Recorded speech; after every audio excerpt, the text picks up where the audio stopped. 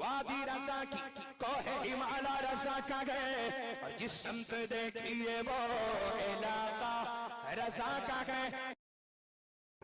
بسم اللہ الرحمن الرحیم، الحمد للہ رب العالمین، والصلاة والسلام علی سید المرسلین وعلی آلہ واصحابہ اجمعین، اما بعد فاعوذ باللہ من الشیطان الرجیم، بسم اللہ الرحمن الرحیم، وسارعوا إلى مغفرة من ربكم وجنة أرضها السماوات والأرض أعدت للمتقين الذين ينفقون في السراء والضراء والكاظمين الغيظ والعافين عن الناس واللہ یحب المحسنین۔ معزز سامعین، نوجوان دوستو، عزیز بچوں، آئیے پہلے مراد مل کر آقائے دو جہاں، شہنشاہ کون و مکان، رحمت عالم، روحی فدا صلی اللہ تعالی علیہ وسلم کی بارگاہ ناز میں ہدیہ درود و سلام پیش کر لیں۔ اللہم صلی علی سیدنا و نبینا مولانا محمد کما تحب ترضی بأن تصلی علیہ صلاۃ و سلاما علیک یا رسول اللہ صلی اللہ تعالی علیہ وسلم۔ وسارعوا الی مغفرۃ من ربکم، اے بندو اللہ کی بخشش کی طرف تیزی سے چلو، وجنۃ ارضها السماوات والارض، اور اس جنت کے حصول کی تیزی سے کوشش کرو جس کے چوڑائی آسمان و زمین کے برابر ہے۔ اعدت للمتقین، وہ جنت تیار کر رکھی گئی ہے متقین کے لیے، پرہیزگاروں کے لیے، خدا سے ڈرنے والوں کے لیے۔ متقین کون ہیں، ان کی صفات کیا ہیں؟ تو ارشاد ہوتا ہے الذین ينفقون فی السراء والضراء، وہ متقین جو اپنے مالوں کو خوشی کے وقت میں، تنگ دستی کے وقت میں خرچ کرتے ہیں۔ معزز سامعین، یہاں تک کہ گفتگو گزشتہ جمعہ میں ہو چکی تھی، بات یہاں پر ختم ہوئی تھی کہ کچھ صدقات واجب ہوتے ہیں، فرض ہوتے ہیں، اور کچھ صدقات صدقہ نافلہ ہوتے ہیں۔ اگر زکوٰۃ ہے، صدقہ واجبہ ہے، مثلا عید الفطر میں جو صدقہ واجب ہوتا ہے مالک نصاب پر، یا آپ نے کوئی نظر مان لیا تھا کہ اگر میرا مریض صحیح ہو جائے گا تو ہم اتنے پیسے اللہ کی راہ میں غریبوں پہ خرچ کریں گے، یہ صدقہ نذر ہے۔ صدقہ نذر ہو یا صدقہ عید الفطر ہو یا زکوٰۃ ہو، اس کا اعلانیہ دینا مستحب ہے۔ وجہ استحباب کیا ہے؟ علماء فرماتے ہیں کہ جب غنی لوگ زکوٰۃ صدقہ واجبہ کو اعلانیہ ادا کریں گے تو دوسرے مالداروں کے لیے یہ بات باعث عبرت بھی ہوگی، اور اس غنی سے تہمت بھی ختم ہو جائے گا کہ ہم نے بہت بڑی بلڈنگ دیکھی، بہت زیادہ پیسہ دیکھا، لیکن کبھی اس کو راہ میں زکوٰۃ نکالتے ہوئے نہیں دیکھا۔ تو اس طرح لوگوں کی غلط فہمیاں بھی دور ہوں گی اس کے تعلق سے، اور دوسرے جو اغنیاء اور مالدار لوگ ہیں جب اسے اللہ کی راہ میں زکوٰۃ دیتے ہوئے دیکھیں گے تو وہ بھی اپنے مال کی زکوٰۃ نکالیں گے۔ لیکن صدقہ واجبہ نہیں ہے، زکوٰۃ نہیں ہے، صدقہ مستحب ہے، جسے آپ نکال کر غرب و مساکین یا نیک کاموں میں خرچ کرتے رہتے ہیں، اس کے لیے مستحب یہ ہے کہ چھپا کے دیا جائے۔ حدیث شریف میں فرمایا گیا ہے کہ داہنا ہاتھ خرچ کرے تو بائیں کو بھی خبر نہ ہو، یعنی کمال پوشیدگی کے ساتھ دیا جائے۔ جہاں تک زکوٰۃ و صدقہ واجبہ کا تعلق ہے تو محترم سامعین اسے گن کر دیا جائے گا، تاکہ یہ شبہ نہ رہ جائے کہ پتہ نہیں میرے کچھ اموال کا زکوٰۃ رہ گیا یا نہیں دیا میں نے۔ ظاہر ہے جب اپنے اموال کا وہ حساب کر کے زکوٰۃ نکالے گا تو اس کے یقین بھی رہے گا کہ میں نے اپنے سارے مال کی زکوٰۃ ادا کر دی ہے۔ لیکن صدقہ مستحبہ میں حکم یہ ہے، استحباب یہ ہے کہ اسے گنا نہ جائے، بے شمار دیجیے، تاکہ اللہ اس کے اجر میں بھی آپ کو بے شمار ثواب عطا فرمائے۔ سرکار دو عالم صلی اللہ علیہ وسلم نے حضرت ام سلمہ سے فرمایا تھا، اور ایک قول میں زینب سے ارشاد فرمایا تھا، ارزقی مستطاعت، اللہ کی راہ میں خرچ کرتی رہو جتنی تمہاری استطاعت ہے۔ حضرت زینب سود کاٹتی تھیں اور جو معاوضہ ملتا تھا اس سے اپنے بچوں کا خرچ بھی چلاتی تھیں اور خدا کی راہ میں خرچ بھی کیا کرتی تھیں۔ آقا نے ارشاد فرمایا، ارزقی مستطاعت، جتنی طاقت رکھتے ہو خدا کی راہ میں خرچ کرتی رہو اور گن کے نہ دو، ورنہ اللہ بھی تمہیں گن کر کے دے گا۔ اور بخاری شریف کی ایک روایت میں ہے کہ اپنے تھیلی کا منہ بند مت کرو، ورنہ اللہ بھی دینا بند کر دیا ہے۔ دیتی رہو تاکہ اللہ بھی تمہیں دیتا رہے۔ معزز سامعین، دلوں میں، جانوں میں مال کی محبت بہت زیادہ ہوتی ہے۔ محنت کے بعد جب آدمی کماتا ہے تو اس کی محبت پہ اور آگے بڑھ جاتی ہے، لیکن جب آپ مال کو خدا کی راہ میں خرچ کرتے ہیں، وہ مال آپ کو مخاطب کر کے کہتا ہے، آپ نے اللہ کی راہ میں مجھے خرچ کر کے، پہلے میں بہت قلیل تھا، تھوڑا تھا، لیکن اب آپ نے خدا کی راہ میں خرچ کر کے مجھے کثیر بنا دیا، یعنی بہت زیادہ ہو گیا میں۔ اور مخاطب کر کے مال یہ بھی کہتا ہے کہ پہلے میں پانی تھا ختم ہونے والا، لیکن خدا کی راہ میں خرچ کر کے آپ نے مجھ کو باقی بنا دیا۔ اب یہ مال آپ کا محفوظ ہو گیا، دنیا سے لے کر آخرت تک وہ مال آپ کے کام آئے گا جو آپ نے خدا کی راہ میں خرچ کر دیا ہے۔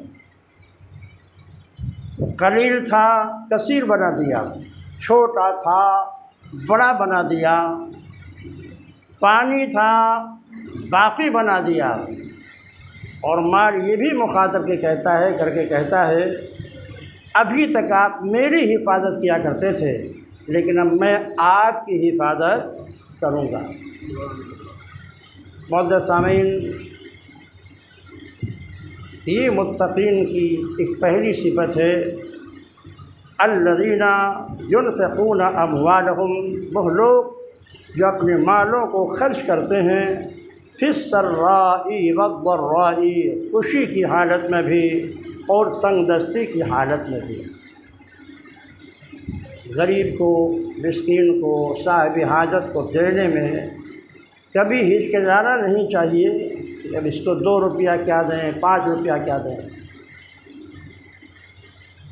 جو مال اللہ کے راستے میں خرچ ہوتا ہے، قرآن کریم میں اس کی مثال یہ دی گئی ہے کہ جیسے ایک دانہ ہو جو زمین پر آپ بو دیں اور اس دانے میں 7 بالیاں نکلیں اور ہر بالی میں 700 دانے ہوں، تو اس طرح اللہ تعالیٰ آپ کے اخلاص کے مطابق ایک دانہ خرچ کرنے پر 700 سالے کا ثواب عطا کرے گا، 1 روپیہ خرچ کرنے پر 700 روپیے کا ثواب عطا فرمائے گا، اور اگر نیت میں اخلاص ہے تو یہ ثواب اور بڑھ جائے گا۔ قرآن کہتا ہے واللہ یضاعف لمن یشاء، اللہ جس کا چاہتا ہے اس سے بھی زیادہ کئی گنا اسے اجر و ثواب عطا فرماتا ہے۔ صحابہ جنہوں نے اپنی ماتھے کی آنکھوں سے امام النبیین سید المرسلین کو دیکھا تھا، آپ کے محفل میں بیٹھے تھے، صحبت نبوی کے برکت سے ان کے قلوب خوف الہی سے ہمیشہ مملو اور بھرے رہتے تھے۔ ان کے اخراجات جو خدا کی راہ میں ہوئے، سرکار فرماتے ہیں اگر انہوں نے نصف سا کھجور خرچ کر دیا ہے تو تم اگر ایک پہاڑ کے برابر بھی اتنا غلہ خرچ کرو تب بھی وہ ثواب تمہیں نہیں مل سکتا جو صحابہ کو ان کے اخلاص کے بنیاد پر اللہ عطا کرے۔ یہ متقین کی ایک صفت ہے کہ جو اپنے مالوں کو اللہ کی راہ میں خوشی کے وقت میں بھی خرچ کرتے ہیں، تنگی کے وقت میں بھی خرچ کرتے ہیں۔ متقین کی دوسری صفت قرآن بیان کرتا ہے الکاظمین الغیظ، جو لوگ غصے کو پی جاتے ہیں۔ بعض لوگوں کو جب غصہ آتا ہے تو بالکل بے قابو ہو جاتے ہیں۔ آقا کائنات ظاہر ہے جب غصہ آتا ہے اس غصے میں وہ کیا کیا کام کر لیتا ہے، آپ کو بتانے کی ضرورت نہیں، آپ سبھی جانتے ہیں۔ غصہ آپ کو بھی آتا ہے، بچوں پر بھی آتا ہے، بیوی پر بھی آتا ہے، پڑوسی پر بھی آتا ہے، لوگوں پر بھی آتا ہے۔ جب آدمی غصے میں ہوتا ہے تو شیطان اس کے رگوں میں خون کے ساتھ دوڑنے لگتا ہے اور اس کے ہر وہ کام کرانے کی کوشش کرتا ہے جسے وہ اللہ کی رضا کو حاصل نہ کر سکے اور گناہوں میں مبتلا ہوتا جائے۔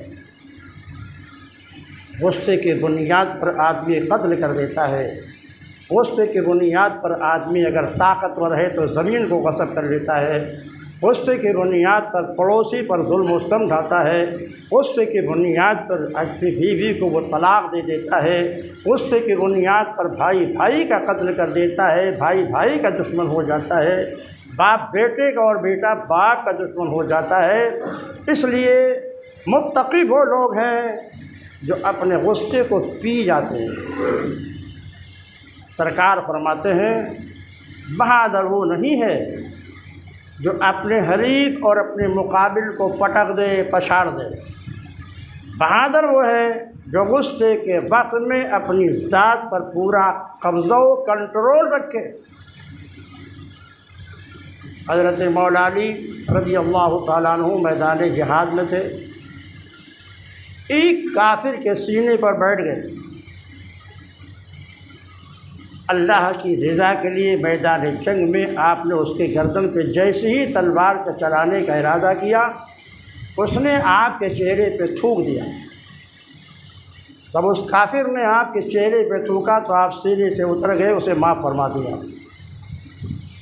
مجاہدین نے مولا علی سے پوچھا کہ آپ اس پر قابو پا چکے تھے، چاہتے تو اس کی گردن کو الگ کر دیتے، لیکن جب اس نے تھوک دیا تو آپ نے اسے معاف کر دیا، آپ کا غصہ تو اور آگے بڑھ جانا چاہیے۔ آپ فرماتے ہیں پہلے میں نے تلوار چلائی تھی اللہ کی رضا کے لیے، قتل کر دیتا اللہ کی رضا کے لیے، اجر و ثواب کا حقدار ہوتا، لیکن جب اس نے میرے چہرے پہ تھوکا تو مجھے شدید غصہ آیا۔ اب اگر میں اسے قتل کرتا تو اس کا قتل رضائے الہی کے لیے نہیں ہوتا بلکہ اپنی ذات کے لیے ہوتا، اس لیے میں نے اسے معاف کر دیا۔ ظاہر ہے اتنے بڑے دشمن کو قابو پانے کے بعد جب مولا علی نے معاف کیا تو اس کا اثر یہ ہوا کہ وہ کلمہ طیبہ پڑھ کر کے مسلمان ہو گیا۔ تو عزیزان محترم، بہادر وہی لوگ ہیں جو غصے کے وقت بھی اپنی ذات پر کنٹرول رکھتے ہیں، بے قابو ہو کر کوئی ایسا کام نہیں کرتے جو شریعت کے خلاف ہو، اللہ کی ناراضگی کا سبب ہو۔ غصہ کئی طرح ہوتا ہے۔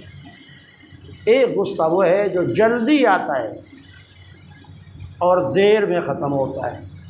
سب سے برا غصہ یہی ہوتا ہے، آیا جلدی اور ختم ہوگا بہت دیر میں۔ سب سے اچھا غصہ وہ ہے جو جلدی آئے اور جلدی ہی ختم ہو جائے، یہ سب سے اچھا ہے۔ اور یہ غصہ بھی اپنی ذات کے لیے نہ کیا جائے بلکہ اللہ، اس کے رسول کی عزت اور ان کی عظمت کے لیے کیا جائے۔ اپنی ذات کا تعلق ہو تو بہادری یہی ہے کہ اسے معاف کر دیا جائے۔ معاف کرنے والے کو جو ثواب ملتا ہے وہ انتقام لینے کو نہیں ملتا۔ تو قرآن فرماتا ہے کہ متقین کی دوسری صفت یہ ہے الکاظمین الغیظ، جو اپنے غصے کو پی جاتے ہیں۔ اب حدیث پاک کے روشنی میں اس کی ایک مثال سمجھیں آپ۔ حضرت امام زین العابدین جن کا نام علی تھا، امام حسین کے شہزادے ہیں، میدان کرب و بلا میں خونی منظر کو انہوں نے اپنے نظروں کے سامنے دیکھا تھا۔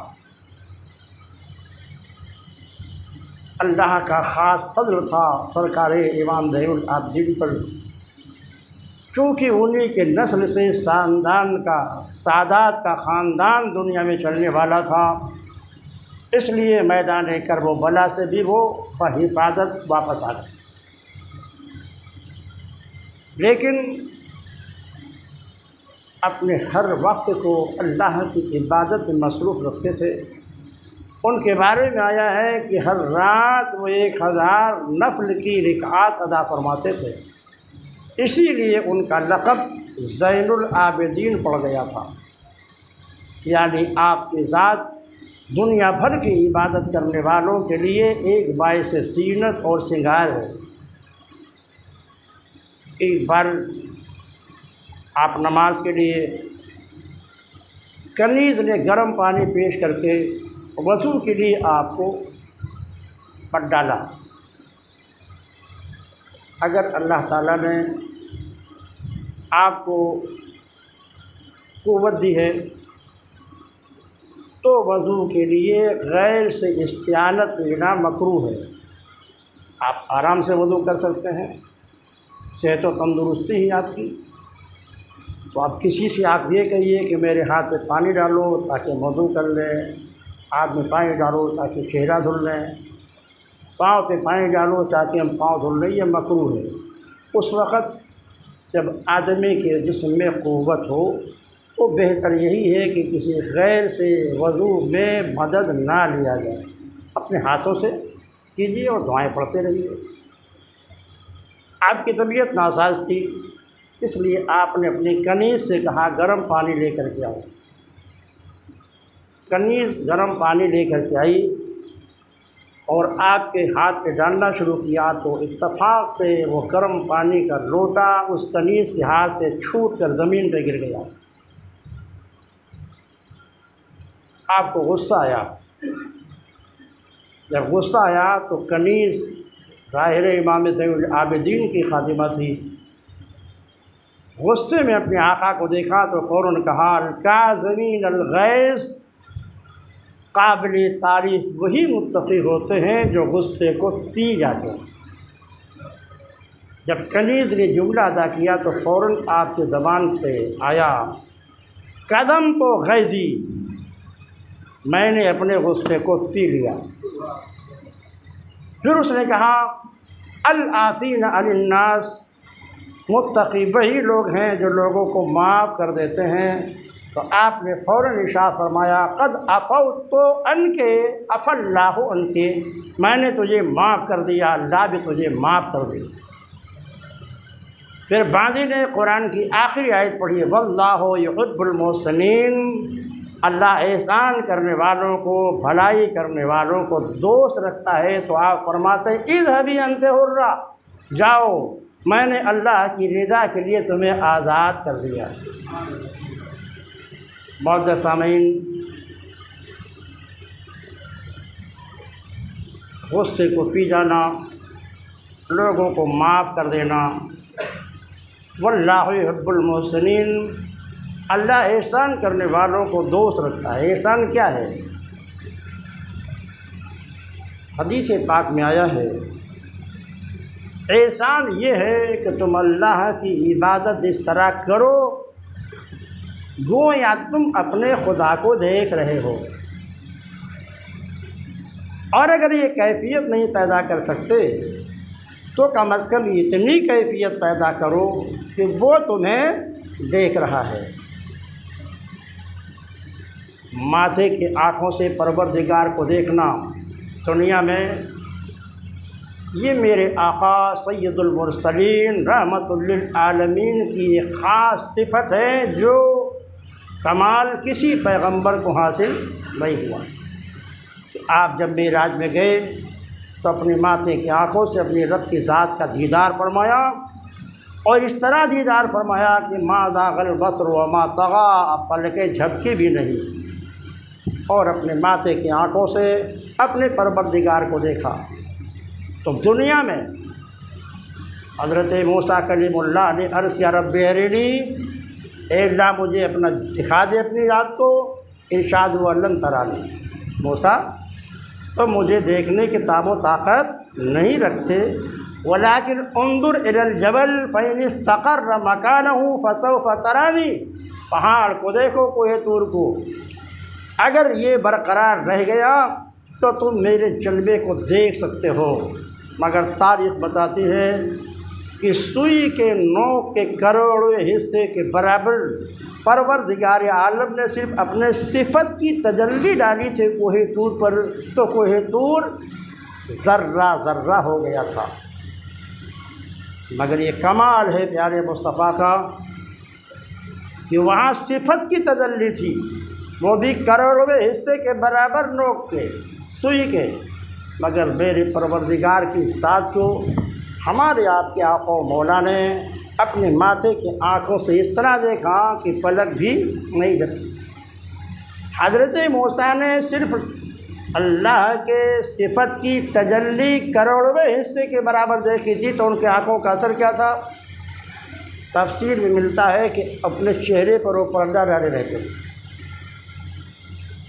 محض صفت کے دیکھنے کی بنیاد پر آپ کی آنکھوں کا اثر یہ تھا کہ آپ کو جو دیکھتا وہ اندھا ہو جاتا، اتنا جلال آ گیا تھا آپ کی آنکھوں میں۔ آپ جب گھر واپس آئے تو آپ کی اہلیہ حضرت صفورہ نے جب دیکھا چہرے پہ پردہ پڑا ہوا ہے تو فرمایا آپ چہرے سے پردہ تو ہٹا دیجئے تاکہ میں ان آنکھوں کو دیکھ لوں جن آنکھوں نے میرے رب کے تجلی اور صفت کو دیکھا ہے۔ تو حضرت موسیٰ نے اپنی اہلیہ سے فرمایا اس کی ضد نہ کرو ورنہ تمہاری آنکھوں کی روشنی چلی جائے گی، اب تم میری خدمت کیسے کرو گی؟ شوہر کی خدمت کیسے کرو گی؟ حضرت صفورہ کا عشق دیکھیے، فرماتی ہے میں اپنی ایک آنکھ کو بند کر لوں گی، دوسرے آنکھ سے آپ کی آنکھوں کو دیکھوں گی، کیونکہ آپ میرے خالق و مالک کی صفت کی تجلی دیکھ کر آ رہے ہیں۔ ایک آنکھ بند کر لوں گی تاکہ اس کی روشنی باقی رہے، میں اس سے آپ کی خدمت کروں، اور دوسری آنکھ سے میں اس آنکھ کو دیکھنا چاہتی ہوں جس میں رب کی صفت کی تجلی تھی۔ لیکن تفسیریں بولتی ہیں کہ جب حضرت صفورہ کے لیے حضرت موسیٰ علیہ السلام نے چہرے سے پردہ ہٹایا تو حال یہ ہو گیا کہ اتنا عشق الہی میں غرق ہوئیں، اس کو بند کیے ہوئے تھے اس کو بھی چھوڑ دیا، جب اس کو چھوڑا تو اس کی روشنی ختم ہوئی مگر اس کی واپس ہو گئی، پھر اس کو بند کیا تو پھر اس کی روشنی ختم ہو گئی، اس کی روشنی واپس ہو گئی۔ اور اسی طرح حضرت موسیٰ کا اعجاز تھا کہ انہوں نے دیکھا بھی اور پروردگار عالم نے شوہر کی خدمت کے لیے ان کی آنکھوں کی روشنی کو بھی باقی رکھا۔ معزز سامعین، محض صفت کی تجلی دیکھنے کے بعد حضرت موسیٰ کی آنکھوں کا حل کیا تھا؟ 30 میل کی دوری پر کالی پہاڑیوں پر کالی چونٹی کو چلتے ہوئے دیکھ لیتے تھے۔ ایک صفت کی کروڑویں حصے کے برابر انہوں نے مشاہدہ کیا تھا تو آنکھوں کی قوت کا یہ حال ہو گیا تھا کہ کالی رات میں کالی پہاڑ پر کالی چونٹی کو چلتے ہوئے وہ 30 میل کے دورے سے دیکھ لیتے تھے۔ اور میرے آقا نے تو اپنے ماتھے کے آنکھوں سے خالی صفت کو نہیں بلکہ رب کی ذات کو دیکھا، اور ایسا دیکھا کہ ما زاغ البصر وما طغی، پلکیں بھی نہیں جھپکی۔ اسی لیے مجدد اعظم سیدنا امام احمد رضا محدث بریلوی ارشاد فرماتے ہیں، اور کوئی غیب کیا تم سے نہا ہو بلا، جب نہ خدا ہی چھپا تم پہ کروڑوں درود۔ معزز سامعین، تو احسان یہ ہے کہ آپ یہ تصور کرو کہ خدا کو دیکھ رہے ہو، یہ کیفیت نہ پیدا کر سکو تو کم از کم یہ تصور کرو کہ خدا تمہیں دیکھ رہا ہے۔ آپ غور کریں، فجر میں آپ کو خدا دیکھ رہا ہے، ظہر میں خدا دیکھ رہا ہے، عصر میں خدا دیکھ رہا ہے، مغرب میں خدا دیکھ رہا ہے، عشاء میں خدا دیکھ رہا ہے۔ ایک دن میں فجر میں 4 رکعت ہے، آپ پڑھیں تو یہ تصور ہو کہ خدا دیکھ رہا ہے۔ ظہر میں 12 رکعت آپ پڑھیں، یہ تصور ہو کہ خدا دیکھ رہا ہے۔ عصر میں 8 رکعت آپ پڑھیں، یہ تصور ہو کہ خدا دیکھ رہا ہے۔ مغرب میں 7 رکعت آپ پڑھیں، یہ تصور ہو کہ خدا دیکھ رہا ہے۔ نماز عشاء میں 17 مرتبہ آپ یہ تصور کریں کہ خدا دیکھ رہا ہے۔ جب دن رات آپ نماز اسی طرح ادا کرتے رہیں گے تو آپ کے دل اور دماغ میں یہ بات بیٹھ جائے گی کہ میرا خدا مجھے دیکھ رہا ہے۔ اور جب یہ تصور اور آپ کے دل و دماغ میں جم جائے گا، اب آپ کی آنکھیں نہ محرم اور غیر شرعی چیزوں کو نہ دیکھیں گی، کیونکہ تصور یہ ہے کہ خدا دیکھ رہا ہے۔ آپ اپنے ہاتھوں سے کسی کو تکلیف نہیں پہنچا سکتے، کیونکہ تصور یہ ہے کہ خدا دیکھ رہا ہے۔ آپ اپنی زبان سے کسی کو گالی اور غیبت نہیں کر سکتے، کیونکہ تصور یہ ہے کہ خدا دیکھ رہا ہے۔ آپ اپنے قدم کو کسی ناجائز امر کی طرف نہیں لے جا سکتے، کیونکہ تصور یہ ہے کہ خدا دیکھ رہا ہے۔ خدا دیکھ رہا ہے، یہ عقیدہ اتنا مستحکم ہو جائے کہ آپ کے سارے اعضاء حکم الہی اور حکم رسول کے تابع ہو جائیں، اور آپ کے لیے آخرت کی کامیابی کی ضمانت مل جائے۔ پروردگار عالم ہماری اور آپ سب کی نماز جمعہ کو قبول فرمائے، اور وہ بیت المقدس مسجد اقصی جو ہمارا قبلہ اول ہے، جس پر ظالموں نے قبضہ کر رکھا ہے، رب سے دعا ہے اللہ ان مظلوم مسلمانوں کی مدد فرما دے، اور ہمارے قبلہ اول کے آزاد ہونے کے ان ظالموں کے تسلط سے اسباب پیدا فرما دے۔